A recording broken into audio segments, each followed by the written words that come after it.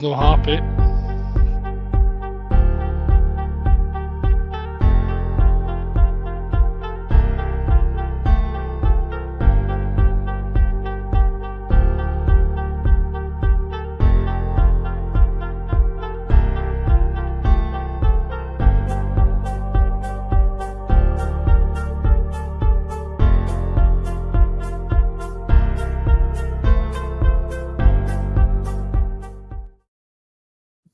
Hello and welcome to the Irn-Cru podcast, the Scottish American football podcast made in Scotland by NFL lovers. I am Keith McGinty, and tonight I am joined by some of the finest crew members to talk over the championship games, which will be taking place this coming Sunday.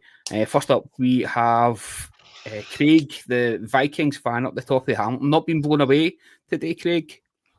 Mate, I'm still here. I'm working from home today, just checking to make sure nothing blew away in the back garden. The only thing that got blown away over the past week with the Vikings, no playoff football anymore for us, but never mind. We'll talk about the last four standing, and I get to talk about it with you two fine gentlemen, so all good.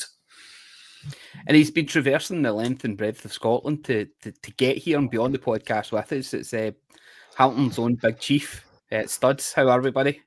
Yeah, not bad, mate, not bad. Managed to survive my travel down from up north today. Being very careful, I might add, and try to kind of judge the timings, just so as I could be on with you fine guys. Managed to even take a dog a walk and walking under trees and things like that have been blown over. So, it's definitely interesting walking about Hamilton today and seeing the sights and what's been left for Storm Erwin. Dodging trampolines. I was out at 10 o'clock this morning putting slabs on our trampoline because it was looking a wee bit dicey. Thankfully it seems to be still out there. So blustery and eventful here, but it looks like it's going to be another eventful week in the NFL. Some cracking games last week. Unfortunately, we didn't manage to get a review crew this week of the games, but some fantastic games for us to have watched last week, and the teams that are heading through. Yeah, we did. We had a review crew earlier. I was on it. I was hosting. So you did. It was the week before we didn't have one. Mate, I'm absolutely because the kids have been off today, and I've had the two of them to deal with. And Claire's been hiding up in here, like kid nod. She's been working, right? I've seen her. She's been on that mum's net. Aye. That was very good. I enjoyed listening to it. Cheers for that. Vote of confidence, Keith. Apologies, man. Apologies. Yes. So. Make sure you have a listen to that, then have a listen to this as we're going to discuss the championship games that are coming up. Let's just cover a wee bit of the news first. There's plenty been happening, especially the teams that are no longer involved in the games. You've got the Jets hiring Aaron Glenn as head coach, leaving the Detroit Lions. It seems to be a sinking ship there just now. He's the 21st head coach of the Jets. I don't know if that's this decade or what, but he seems to be going into a team that is just primed for somebody to grab it by the scruff of the neck in the same way that Dan Campbell did with the Lions and just guide it, set the culture there and guide it. So yeah, happy with that one then, guys. I think that's a great move for the Jets. Yeah, I think it makes sense, to be fair. The Lions, unfortunately, were always going to lose the guys that they had at the offensive and defensive situation. Like they stayed last year for one more round, but I think they were always due to kind of step out of the shadows this year. Yeah, absolutely. Successful teams just get picked apart. It's the same story every season. What will be interesting is, the dynamic going forward at the Jets. Will there be another power struggle? I don't know. Time will tell. I don't see that happening. I believe that he's wanting Aaron Rodgers to stay on, which will be interesting to see if he can get a tune out of him. So that was the Lions DC head to the Jets. The Lions OC, Ben Johnson, is now the new head coach of the Chicago Bears. 38-year-old. Kind of makes you think that we're no applying ourselves, guys, doesn't it, when you hear stuff like this. 38-year-old He's taking the reins of the Bears. Another team who seem primed, have got a young quarterback, talented quarterback. They've got weapons there, but it just didn't seem to be clicking offensively for them last season. So they're hoping that he'll be able to do that. And he's had a clear out, Craig. Yeah, absolutely. He's not hung about. I was watching a few videos of his initial kind of hire as soon as he walked into the building. Seems to have a good air of confidence about him. Speaks well in the press conferences. He said himself, it's where he wants to be. There's a lot of work to be done. We were just talking before we came on, like it's Chicago is a team that he knows obviously very well because he's a division rival. He's moved not too far away by a young family, so he's going to jump into this new project in Chicago, and must be quite excited about what he can do with Williams and building that team around. So it's going to make the Bears an interesting prospect next season, especially coming from a big division rivalry, the Lions. He actually said in one of his press conferences that he's respect for all the teams in the division, but he is going to miss beating the Packers 2 games a season. So that'll certainly endear himself to the Chicago faithful. That's whether he can back that up with his team. We'll get to see. The Jags have finally hired a head coach after taking an eternity, it seems, to get rid of Balky. Finally firing them and then hiring Liam Cohen from the Tampa Bay Buccaneers. I think you were saying, Smudger, had kind of verbally agreed to stay on with the Bucs and become one of the highest paid coordinators in the league. And then they just couldn't get in touch with him. He did a Brendan Rodgers and was just MIA, heading to Duval to get his contract there with Shad Khan. What do you make of this one, Studs? I think it's interesting. It seems to have opened up a whole can of worms. And the fact that he took his name out of the running for it, and then all of a sudden he was named the Jags head coach again. So it was as if he was going to. I believe the Bucs have said he was going to be the highest paid offensive lineman, and now it seems like the two of them have left. There's a bit of animosity over the move between Cohen and the Bucs now. As we've offered them this, well, we never agreed to anything, so we were exploring our options type thing. So, it's a shame it's ended that way, considering what he done for the Bucs. But if he can get Trevor Lawrence to half of what Baker Mayfield was, then I think he's on to a winner in Duval, because I think we all kind of want to see Trevor Lawrence step up. And Brian Thomas Jr. as well? That's certainly one to look out for as well. 8 offensive coordinators in 8 seasons for our Baker Mayfield. He just wants to be loved. He just wants to be loved. That's all we're looking for him. Loads of coordinators have changed positions. Colts have hired Lou Anarumo from Cincy as their new defensive coordinator. Patriots have rehired Josh McDaniels as OC. They've also hired Terrell Williams as DC. And the Falcons have hired Jeff Ulbrich from he was at the Jets last season. He was the interim head coach towards the end of the season. Saying to Craig, we were trying to just remember who it was.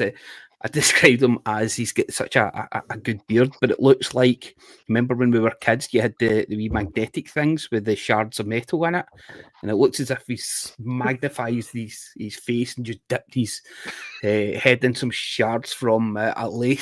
His beard is just utter perfection. I'm very jealous of someone that cannot grow a beard. I'm very jealous of him. But it'll be interesting to see. He's going to the Falcons there. They certainly need to shore up that defense. And the Bengals have hired Al Golden from Notre Dame, who were robbed of the college championship last week. So, good. Kevin O'Connell. Smudger, come to you. Kevin O'Connell extends his contract with the Vikings in a multi-year. I read 3 years. Is that right? Yes, I think he's now got 4. But yeah, quite happy. I think given how well the season went, It's only fair that he's got a fair crack at the whip. And glad to see him getting extended. I'd love to see Flores do the same, but I think, like we're saying, successful teams, coordinators getting picked off. I suspect he'll probably end up somewhere before the end of the season. But yeah, still delighted to have some stability at head coach. So yeah, we'll see what happens. Fantastic. Any other bits of news that he's noticed at all, guys, or will we jump right into it? The Raiders have got a new head coach. I think the obvious news is Pete Carroll becoming the new Raiders head coach. Yes. I forgot to add that into the rundown there. Pete Carroll.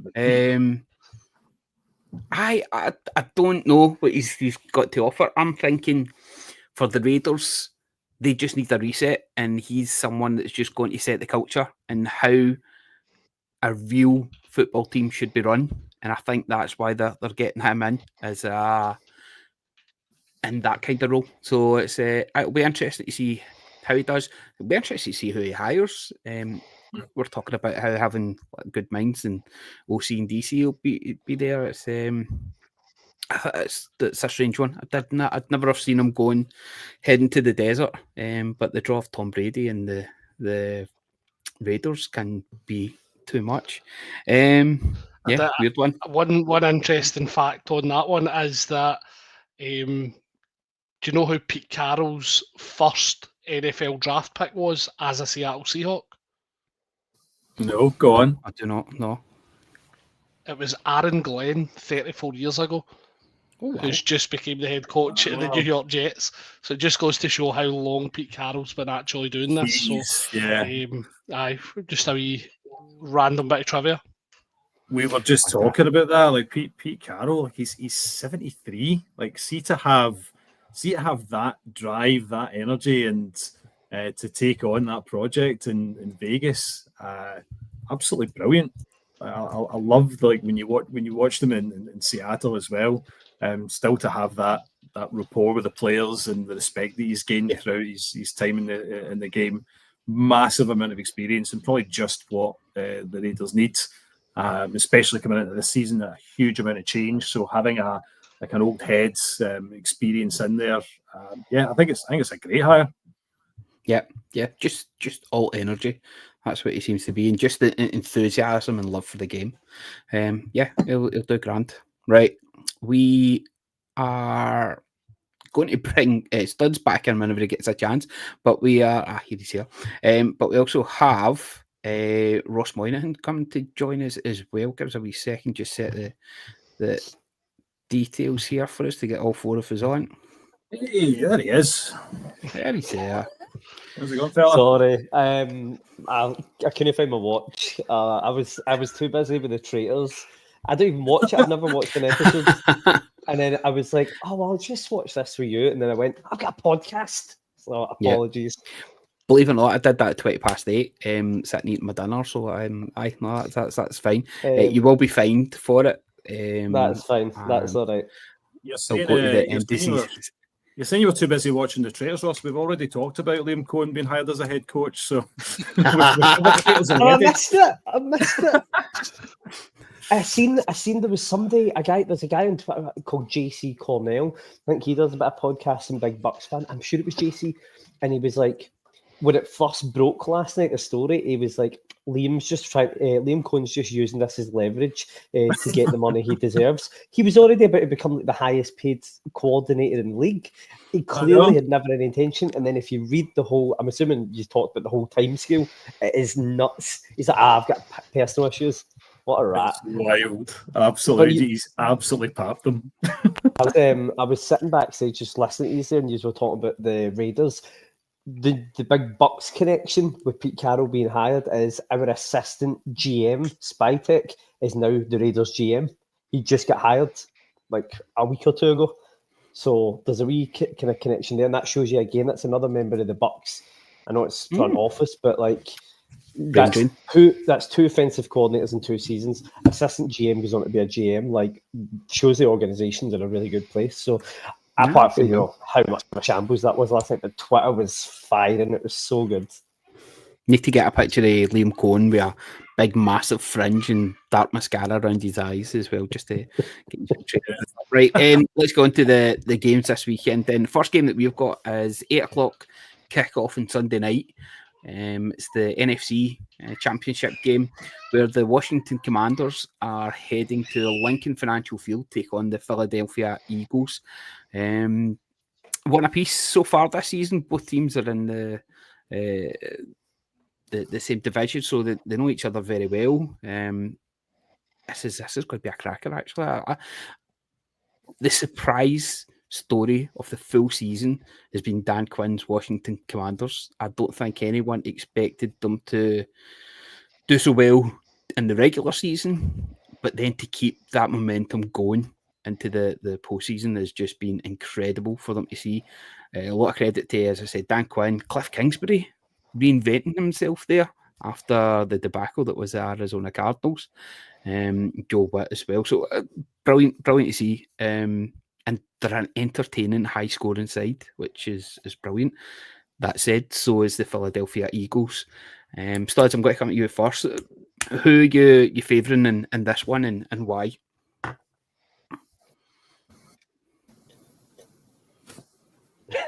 I don't know if there's technical issues. Okay, I could hear you, Keith. I'll first. Yeah, I mean, the Commanders and Daniels, and you mentioned Cliff Kingsbury as well. They've been offensive. They've been an incredible pairing. They've been absolutely brilliant. It does make you wonder. Like, Kingsbury spoke so highly of Daniels. It was one of the main reasons that he went to Washington when he got the call from Dan Quinn at the beginning of the season.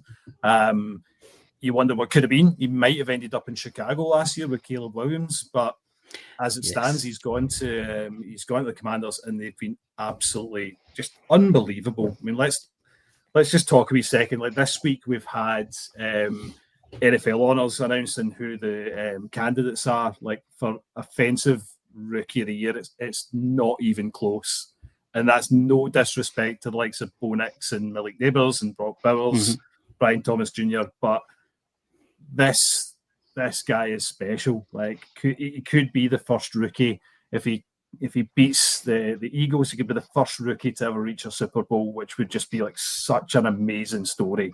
And he, in his first postseason, he's already the passing yards leader with 567 yards after 2 games. He's just unreal. So good to watch, and I'm so excited to see this game against Philadelphia as well. For that reason, like, he's such a special talent, and Washington, it's just been a great story for them. Like, they are now playing with house money. Whatever happens this weekend, it's a massive success for them, and the only way is up for them. The future is very bright for Washington. And speaking of house money, they've got loads of house money. Like, have you seen the cap space that they potentially got as well for the quarterback that they've got? It's ridiculous. So excited for Washington. Gonna be a great game. They're playing an Eagles team that have been there many times before. Compared to Washington, first time since, was it 91, I think, last time Washington made the playoffs. It's been a while. The Eagles, however, they've been there, they've done that. This year, though, they've done it fairly one-dimensionally, and I don't think that's unfair to say. But when your one-dimensional offense in Saquon Barkley has been that good, why would you change anything? Why would you differ? And Barkley, when you're talking about outstanding players and who is an absolute front runner, he's also incredible. Over 2,000 yards he's had this season. It's just unbelievable. How are you going to stop this guy? What are Washington going to have to do to stop him? This defense is going to have to pull out all the stops.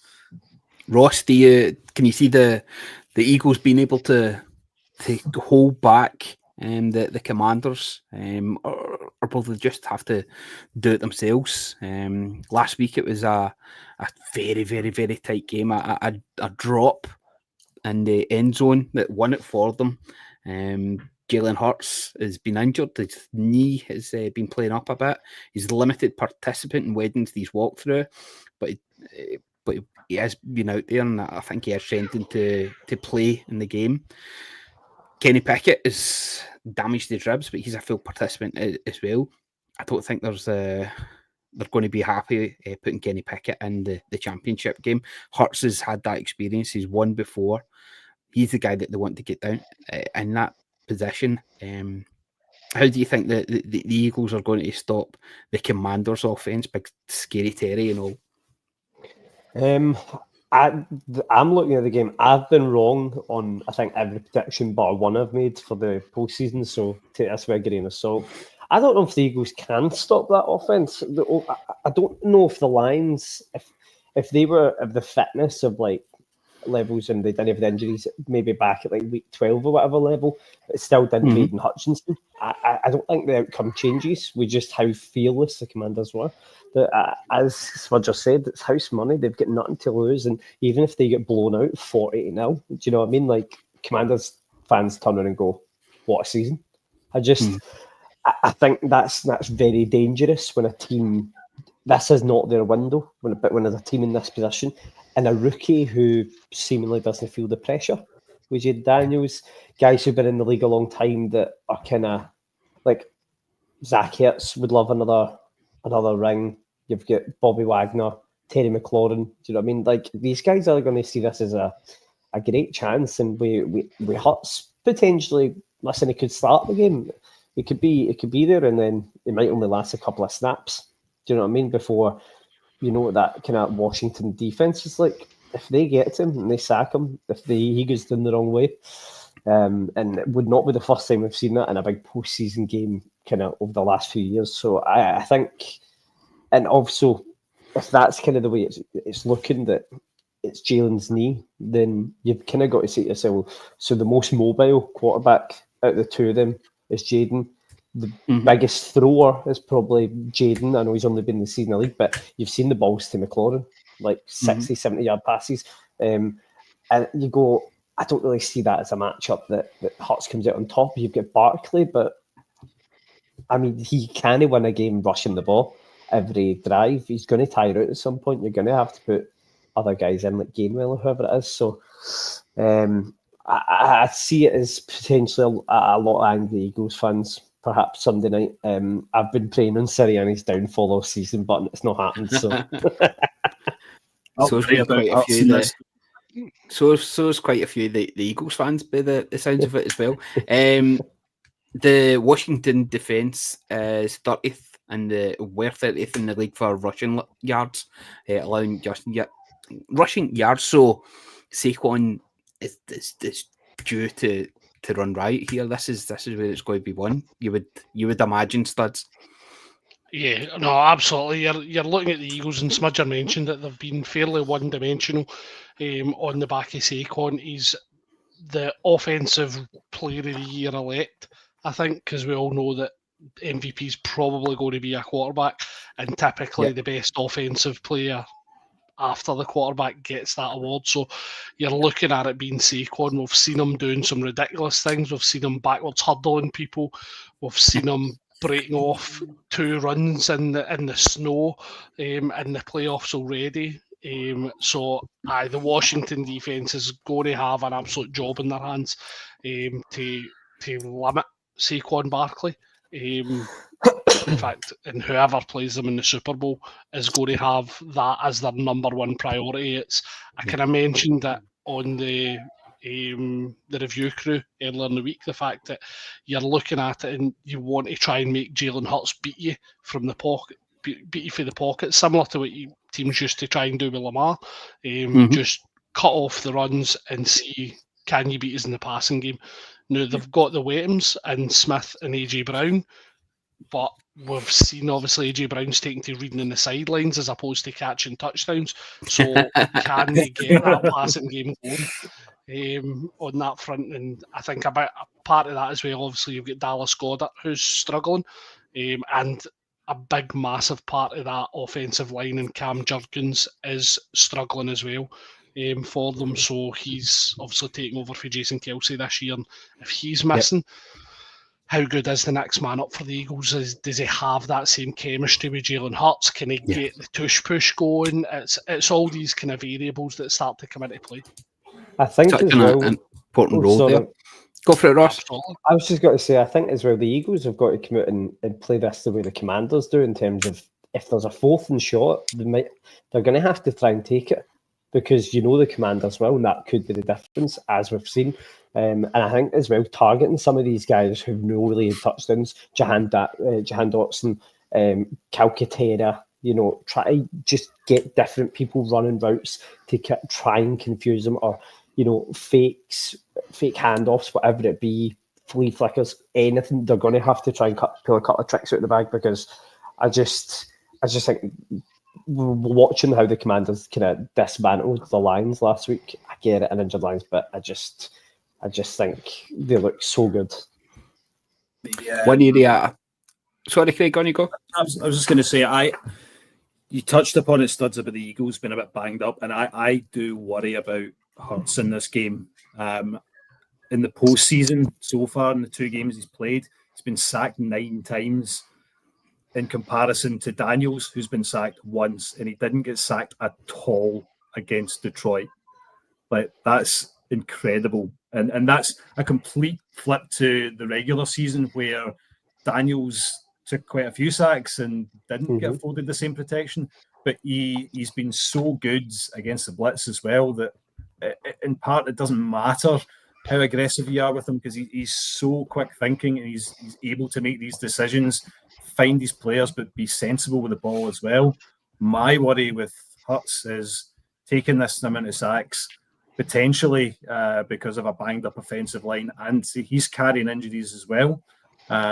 The Commanders have got momentum, and they've got these key components clicking at the right time. Like, having your quarterback that well protected at this point in the season is massive. Yeah. One area that I think it will be quite important, and Stu from the Gridiron Crew will absolutely agree with me on this, is the kickers. Last week, Zane Gonzalez missed a field goal towards the end of the game. To be fair, the game was already won. But Jake Elliott missed 2 added points in the game for the Eagles. We noticed last week there was quite a few missed kicks last week, and it seems to be getting to that stage where the pressure is getting to them, and it tends to be the kickers that can win or lose you the game. Do you think that's something again that's going to be quite important for this weekend's matches, Ross? It could be. I mean, if both defenses are getting the stops, and it is going to come down to that. But I just don't know. I don't think it's fair. I don't think this season, or the chance to go to a Super Bowl, I don't think if you're serious about winning it, i.e., if you're the Eagles and you thought this was a possibility at the start of the season, you should be better prepared, and you should be putting the points on the board. It's exactly the same thing. I was messaging my mate during the Packers-Eagles game, and I said, I know the Packers kept getting injured, and they weren't getting anywhere. Everyone knew how it was going to end. It was going to be the Eagles. But I said to him, I went, if you are a serious organisation that are looking to win the Super Bowl this year, you should have more than, I think it was 17 points at the time or something. I was like, you can't be sitting on this amount of points. It was one touchdown to tie the game. I just think if you're really relying on a kicker, if you look at the 4 teams that are left, if you're the Eagles and it's your kicker that gets you at the Super Bowl, or you get in, because Zane Gonzalez maybe misses an extra point, you're going to get absolutely torn apart by the Bills and the Chiefs. They're just going to rip you apart if you carry. And it's the same thing that I said about the Chiefs that we'll come on to later, about no scoring enough points all season. But we'll talk about that later. I just think if you're leaving it a kicker, you get what you deserve. Right, okay, let's go into our predictions then for the game, Studs. I'll come to you first of all. Last week I thought we were being quite adventurous with some of our predictions, but it turns out it'd be quite some high-scoring games. We've got the Commanders travelling to Lincoln Financial Field then. Who are you going to take for the win here, and what you think the score will be? Yeah, so I backed the Commanders to go into Detroit and see off the Lions last week. End of the day, records are there to be set and broken. So I'm going to go for Jalen Hurts to get into the link. No, Jalen Hurts, sorry. Jaden Daniels to get into the link. And the Commanders to see off the Eagles. I will go with 20-25. Oof, another tight match. Spudger? Similar to Studs. I wasn't on the preview for last week's games, but I did fancy Washington at the beginning of the playoffs to cause an upset. And I think in this game, if they can find a way to stop Saquon, if their defense is playing exceptional football, then I'd love to see Washington do it. So I'm going to take Washington as well, and I think it's going to be very tight though. So I'm going to go for 24-21. Tight games. Ross, you the same? I know you're no fan of Sirianni. I don't want to cuss it though. I don't want to go for Commanders and be the cuss it. And also, I've been wrong. I was wrong last week. Every week I'm wrong. But I'm going to go with the Commanders. I think the Commanders will get their nose in front, and I think it will only look like a one-score game. But I've got it as 27-20. Be that Commanders with a 10-point lead or a 14-point lead, and then it gets cut. But I think you're looking at 27-20 is what I would expect. If there's a higher score in terms of the Commanders going to put more on, I would not be surprised. Okay. For a wee bit of balance, then I'm going to go for the Eagles. They're at home. Saquon Hurts can do damage with these runs, and that was weird. The Commanders actually fell down this season. I'm going to go for the Eagles here. I think it will still be a high-scoring game. I think we're going to get 38-31 to the Eagles. Nice. Right, there we go. We got a balance to proceedings then. Back the over. Absolutely. If you look at 4 games this year, the Commanders have hit over 40 points. So I certainly would be going for the over on this one. But you never know with the tension of it. Okay, Studs, it's a big weekend for you guys. Taking on the Bills at Arrowhead. The Invitational is open again. It starts again. Are you confident that Mahomes and everybody else at the Chiefs who have been underperforming, we could say, or maybe just doing enough to get through, to get to enough? Are they starting to simmer at the right time of the season? Is this the time where your guys just rise to the occasion and show what's made them 2 times champs, possibly soon to be 3-peat champs? I think underperforming in offense. I think the defense and special teams have been exceptional this year, as they have been last year as well. So for me, obviously, we mentioned the Arrowhead Invitational is back after a 1-year hiatus. So it's becoming the kind of standard to be in the championship game under Mahomes. I think every single season he's been a starter, we've been in the championship game. So obviously we lost to the Patriots, we lost to the Bengals. But I think it was 7 seasons, we've won 5 of these AFC championship games. So the standard right now is getting to the championship game and going for there. The defense has stepped up again. We had, obviously, last week they had 14 hits on CJ Stroud. They had 8 sacks, taking the refs out of the equation. The refs didn't get those sacks. It was George Karlaftis, Chris Jones, those guys that were doing the damage. So for me, I think the offense looked better last week. Obviously. Sorry, Studs, for accuracy, I need to correct you there. It's not 8 sacks; it's 9 sacks. They've sacked the offensive coordinator, was it Bobby Sloik, as well this today. So Bobby that's Sloik. 9 sacks. Costing Bobby Sloik his job. So no, I think the defense, you know what you're going to get with a Spags defense right now. It's about whether can the offense keep going, and we had Travis Kelce obviously set him up as he does in the playoffs. DeAndre Hopkins was very underused last week. Do we see him? Maybe maybe saving him. I don't know. Pacheco didn't look like himself either, but Kareem Hunt stepped in, and Kareem Hunt was excellent. But when you're looking at the season as well, obviously the Bills beat us up in Buffalo, but guys like Jalen Watson in the secondary, Isaiah Pacheco, they weren't there. I think there's somebody else missing in defence as well. So all these pieces are now there for Spags to kind of play with. What was that, Craig? No, I was just when Stubbs was saying, like last week, guys that didn't guys like Hopkins didn't see a lot of the ball, like guys like Hollywood Brown coming back as well. Again, didn't see a catch. So I mean, I fully expect though that's kind of why Hopkins wasn't really utilised or targeted or whatever, because Hollywood Brown, or there's Studs connection gone.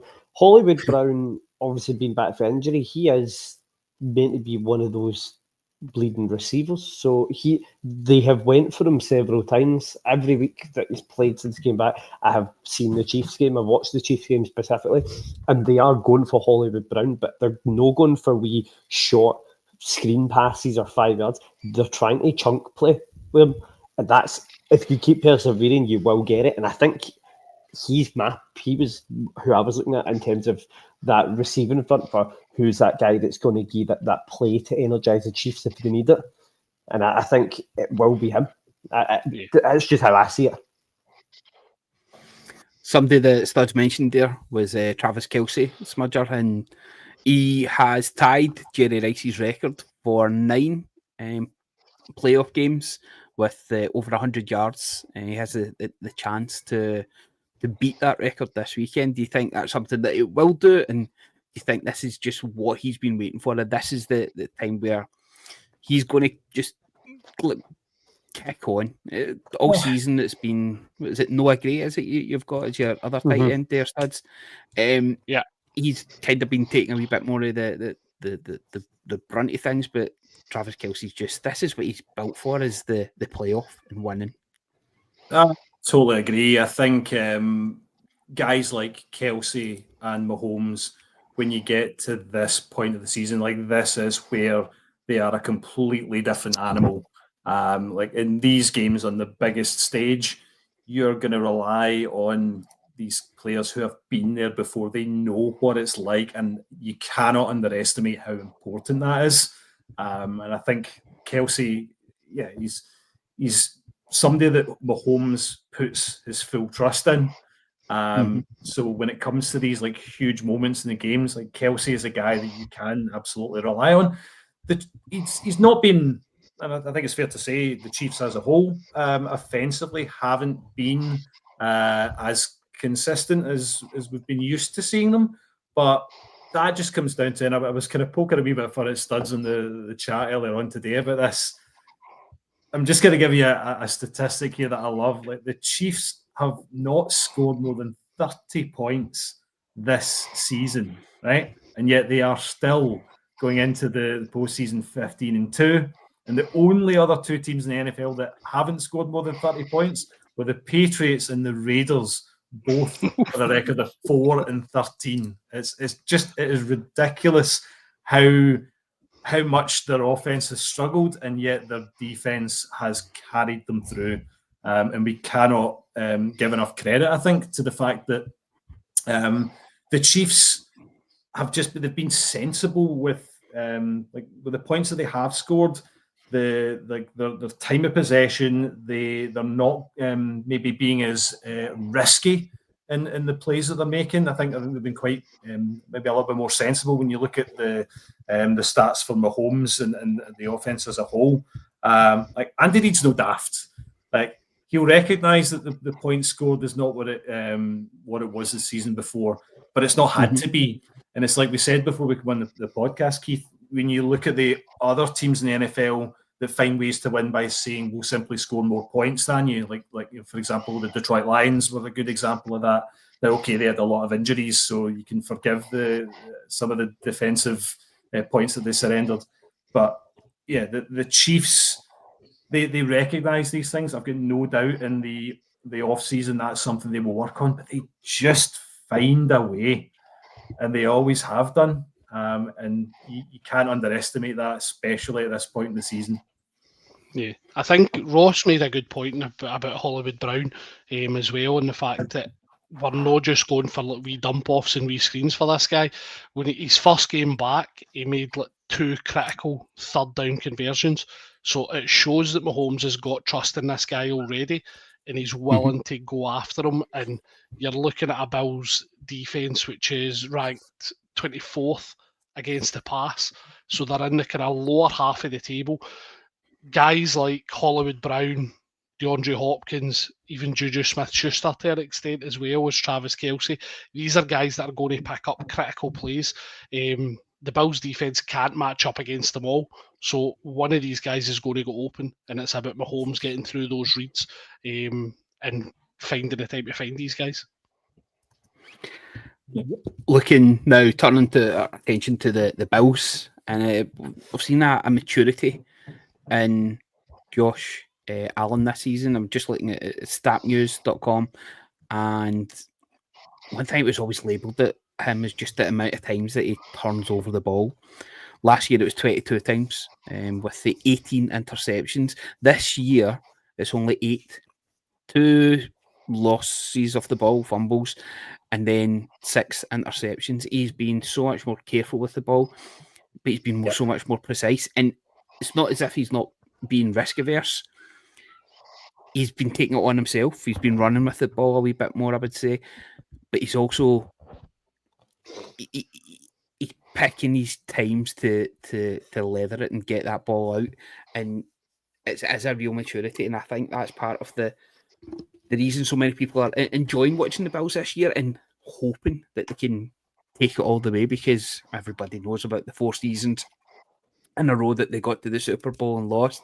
Great documentary. If you've not seen it, go look it up. I think it might be on Netflix as well. It's on the Zone. Fantastic. But it's that care of the ball and that maturity that we're seeing from Josh Allen, and how he's Mr. Superman, as we call him, of course, taking the team on his own shoulders and driving them forward. But he's got a great cast around him this year. Some of the players that have helped him out in there we'll get to. But what have you made, first of all, of Josh Allen and his performances to get the Bills to the championship game?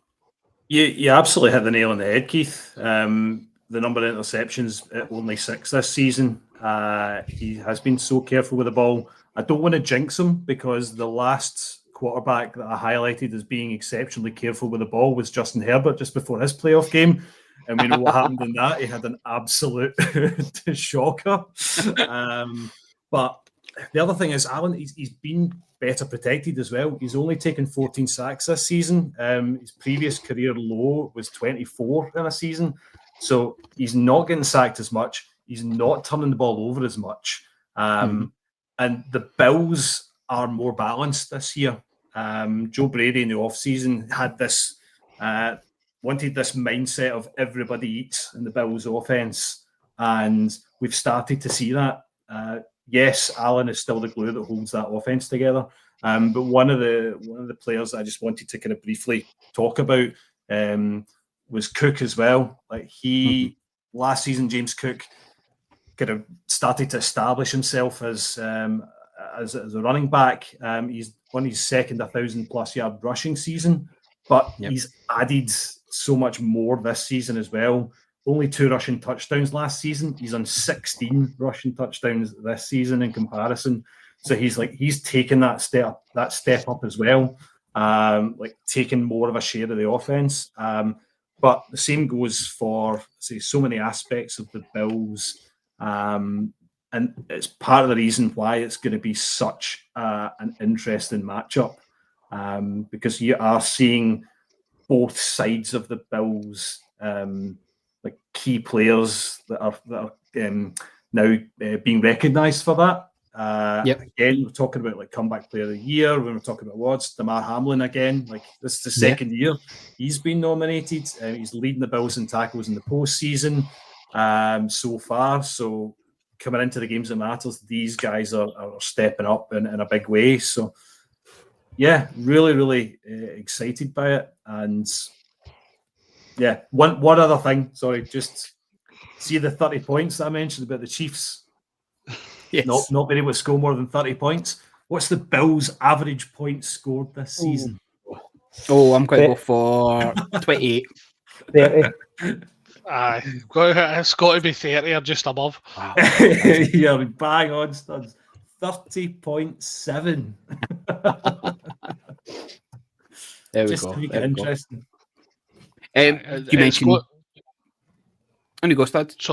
Sorry, just exactly what Smudge was saying. It is going to be fascinating watching it, because Charles Omenihu, that was the other piece I couldn't remember earlier, who was missing for the game and at defensive end. So these guys are going to have to get after Josh Allen. And again, Spags is going to pull up some exotic blitzes. So you're going to see like Trent McDuffie, Jalen Watson, Cook, Justin Reed, these guys getting after Josh Allen. Now, Josh Allen, I think, is the number one in passing yards within like kind of 5 yards of the sideline. He's the number one at hitting his targets from that kind of area where he has been pushed out the pocket. So it's going to be, that's where the battle's going to be won and lost for me. It's going to be, can these guys actually get to Allen? And we know how much a monster Allen is. He's not the easiest guy to bring down.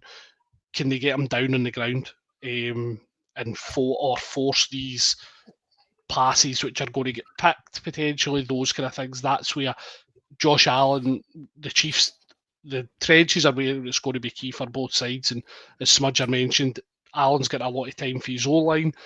He's coming up against a pretty stout D-line as well. So the battle between these two lines is where I'm seeing it as being fascinating. Yeah. James Cook has been fantastic this season, no doubt, but it was good to see Ray Davis get in last week for a touchdown as well. Rookie. I called it. He did. Rookie running back. Just small, powerful, and just seems to fit into that offense, especially in the red zone. A great acquisition. Some of their other offensive players, Khalil Shakir, I had high hopes for him in my fantasy teams this season. He's done well, but he's been fantastic for the team, and a great security blanket for Josh Allen. They seem to have a really good rapport between the two of them, and I think we mentioned it previously about who was it? Went to Diggs, Stephon Diggs going to the Texans, and whether they were losing too much there. But it seems that the team as a whole is taking that on board, and as we can see in the proof in the pudding, 30 points on average. That team's cooking, and that's all in Josh Allen. Mac Hollins, the eccentric Mac Hollins, it just brings something to that team, and I think his wacky ways and refusal to wear shoes and be connected to the earth, and his wee outfits that he wears as he's coming into the stadium, brilliant. It just takes a wee bit of weight off. It takes a wee bit of the pressure away from the teams. It's like when Ronaldo did that stupid haircut to kind of just take the pressure off the rest of the team. They went on to win the World Cup. That's what it feels like with Matt Collins. He's just somebody that just kind of helps lighten the load a wee bit there for them.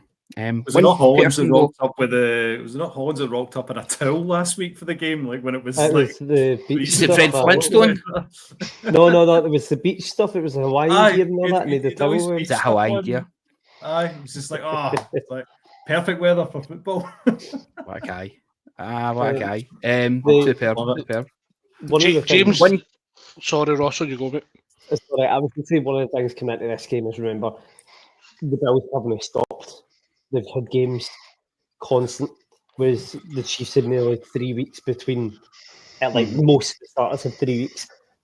That could be a big factor. I don't like that. I've said all season I don't like the Bills receiving core. I don't know why Amari Cooper's there. I don't know what he does. I don't think he does anything. Khalil Shakir's been good, but at this stage of the season, you need somebody performing at the level of a McLaurin or a Kelsey. It's all right to be like, listen, Josh Allen can run it and James Cook can run it. The Chiefs' defense are one of the top against the rush. Like, they're not going to have that ability to just get through it. I fear the Bills that this could put a right mental block on Josh Allen if they don't put a dent in the Chiefs and don't really even take this. If this doesn't go to overtime or isn't close, if the Chiefs breeze this, I don't know if the Bills and Josh Allen will get over this. Yeah, for a long time. I think James Cook, obviously, Keith, you mentioned he's been cooking all season. You look at the game against the Chiefs, James Cook had 20 yards, right, rushing. He had 7 receiving yards. He had 2 touchdowns, so it was 2 short yardage ones, but overall he did very little against the Chiefs from a kind of rushing perspective, considering what he'd done against other teams. What Ross was saying there as well, if this does get out of hand early, Josh Allen and Lamar Jackson are very much in the same situation that we've been speaking about for the past couple of years. And when the lights are brightest, can they do it? Because right now you're having, and again, mentioned that to you guys, that in fact I mentioned it on the review with Brian as well, the fact that I slightly in jest to Mikey, our resident Ravens fan, when do we have the conversation about Lamar Jackson and the Ravens being kind of perennial losers almost in the playoffs? Look great in the regular season, but then seem to just go to shit in the playoffs. If this does get out of hand for the Bills, and in fact, even if it doesn't get out of hand for the Bills, even if it is a close game for me, and Josh Allen loses again to Mahomes, you're having the same conversation about Josh Allen and the Bills as you are about the Ravens. Yeah, they went one step further, but they can't get over the hump as long as Mahomes is there. Do you know what I mean? And being brutally honest, if he doesn't go over the hump this year, Mahomes isn't going anywhere. These guys are all the same age. And that's the mental blocker that Ross has talked about. That's going to be there for these guys every single season, unless the Chiefs somehow don't make the off-season. Mm-hmm. Does it put pressure on Sean McDermott then? Because last year it was looking a wee bit ropey until he made the changes with the offensive coordinator. Was it Matt Canada? No, they get the guy for the Browns who's at the Browns now, and he was terrible. Ken Dorsey. Ken Dorsey, that was it. Yeah. Sean McDermott has got Joe Brady in this season. Josh Allen has been playing down the influence that he's had purely because he wants to keep him next season, and he's been fantastic for him, as we've seen. Does this put a wee bit of extra pressure on Sean McDermott then this weekend to go to Arrowhead and get that result? I would say absolutely. I'd seen a bit of chat online. I kind of scoffed at it at first, going, "Off the Bills lose and there's a change at the top," and I thought, "Nah, McDermott will only go." And then I went, "McDermott might actually go," because I'm assuming they'll be in a better cap position in next season. So you're already looking, going, right, you know where you need to improve. A couple of those guys in the defense are probably either retiring or moving on because they've only got a new contract, so they're going to have to replace them. Then you're looking wide receivers and tight ends. Dawson Knox is a good tight end. Dalton Kincaid's a good tight end, and many years to go on him, but Dawson Knox is getting on a bit. You're going to need somebody in there to help it, and then you need at least one. You need a star wide receiver, and like somebody that is in that same breath as Allen. Like, that's a guy you want to tune in for.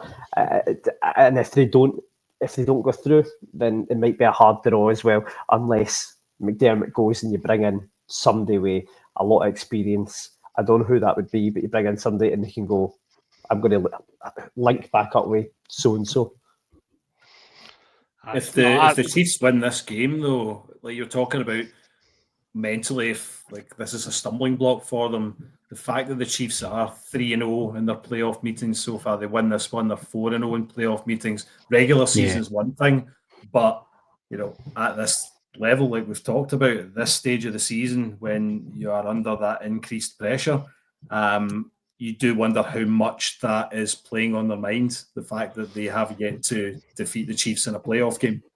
Yeah, that's exactly it, Smudger. It's literally, and again, I think Sean McDermott does come under a lot of that microscope, and the fact that if they don't go over this hump in the playoffs, I think it comes back to head coach. They had us in Buffalo last year, which is what they always moaned they were in Arrowhead the previous years. Had us in Buffalo last year.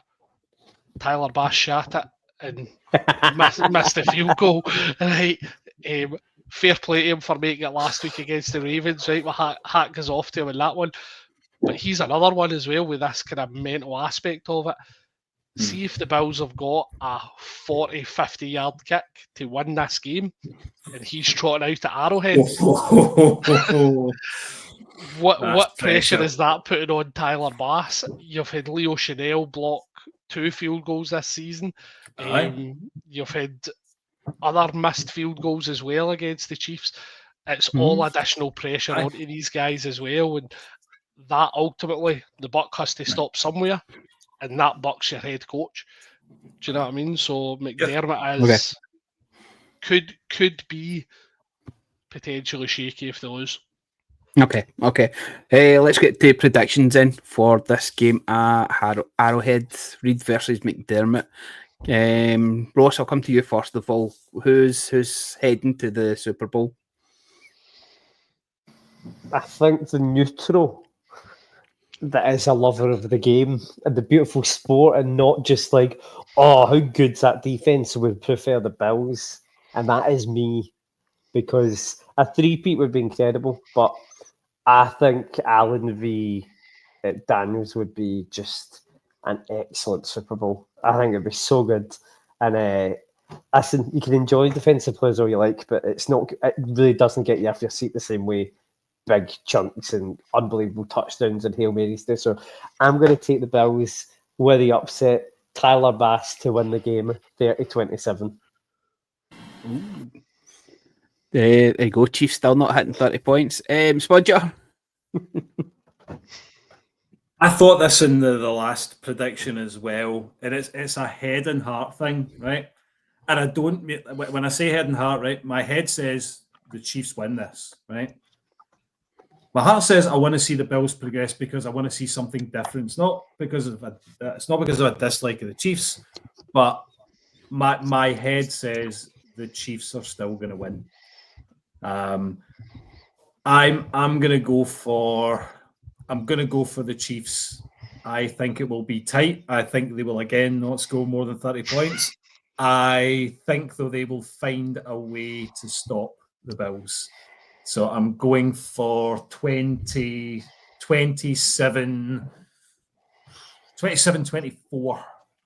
to the Chiefs. Okay, nice. Lads, how are your boys going to do it then on Sunday? Right, so I'm going to go for the Bills to win now. Smudger said it. Chiefs are still the Chiefs. That's the discussion over right there. Chiefs are going to deal with the Bills. The defence is always, Spags finds a way. I think we're going to...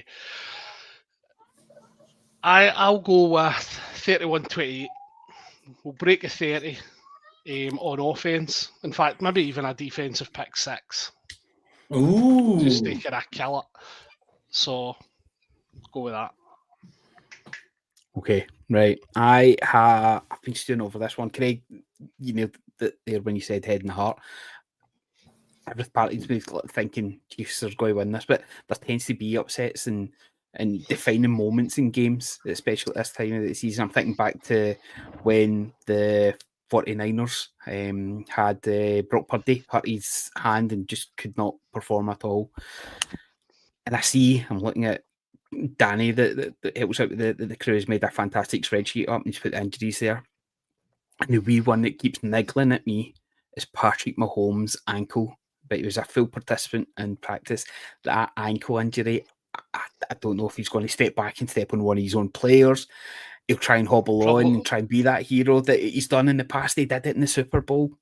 Probably Jawan Taylor, to be fair. He'll probably false start and step on him. That's where I see the problem coming. And I think it'll be a super tight game. I think it'll be a low scoring game. So I'm going to go 18-13. See Ross's disappointment. Hope not, 18-13 to the Bills. To the Bills. To the Bills. That's where I think it's going to be. It go down to. Listen, the only time Mahomes has lost a Super Bowl is when he had no offensive line. He's won one with one leg before. Exactly, I remember that. I watched that. Yeah, it was amazing. The guy's an absolute superhero, but I think the romantic in me wants to see the Bills get to the Super Bowl and have such a great chance. It's this Bills window that we've been banging on for the past 2 years that we've been doing this podcast. I just the romantic in me wants to see the Bills get there. Yes, yeah. One thing we've not talked about, guys, is the referees and the flopping about and the. Do you think that will play a part in the game? I believe that the Bills have benefited more than the Chiefs studs. You're very quick to get this propaganda out. Do you think that is going to play a part in penalties? Will kind of be a turning point in this game? I said it last week when I was on with Graham talking about the Texans game. I hope we're not talking about the refs next week. Genuinely do. Obviously, I put it to you guys. Obviously, but it was. But again, as I said earlier, it's like the refs didn't sack Stroud 8 times. Do you know what I mean? So that's kind of where the issues are.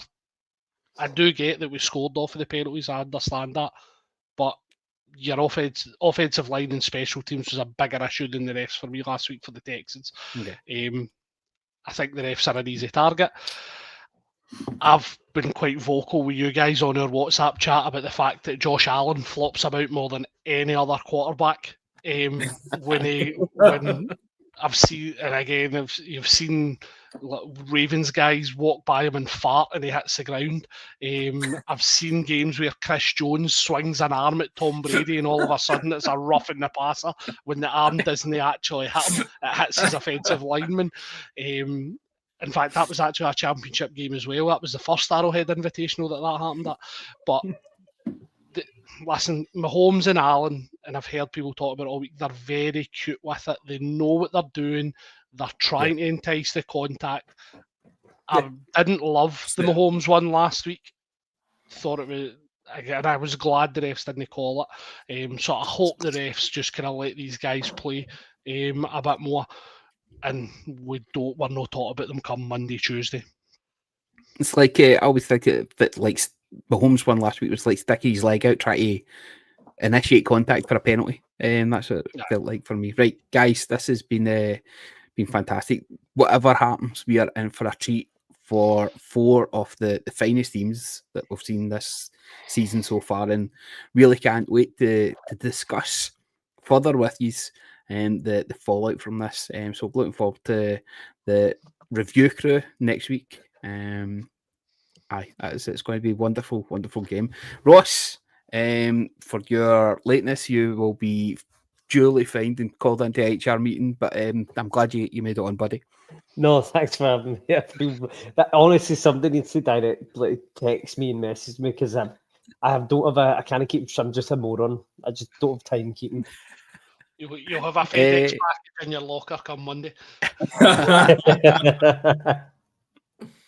Big Chief, thank you very much, buddy. Hope you enjoy the game on Sunday, whichever way it goes.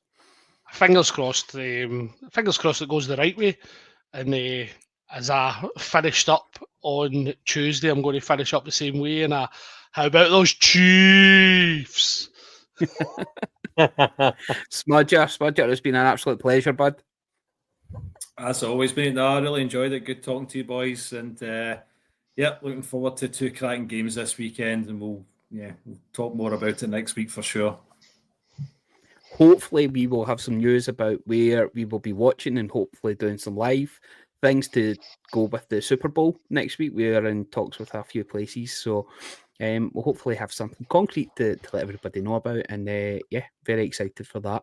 Thanks very much for listening. Remember, you can get involved with the crew. We're on X, Blue Sky, Instagram, Facebook at Gridiron Crew, GRIDIRNCRU,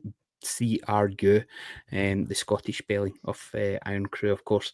And we look forward to speaking to you again next week. Enjoy the Championship Sunday, from our crew to yours. We'll speak to you soon.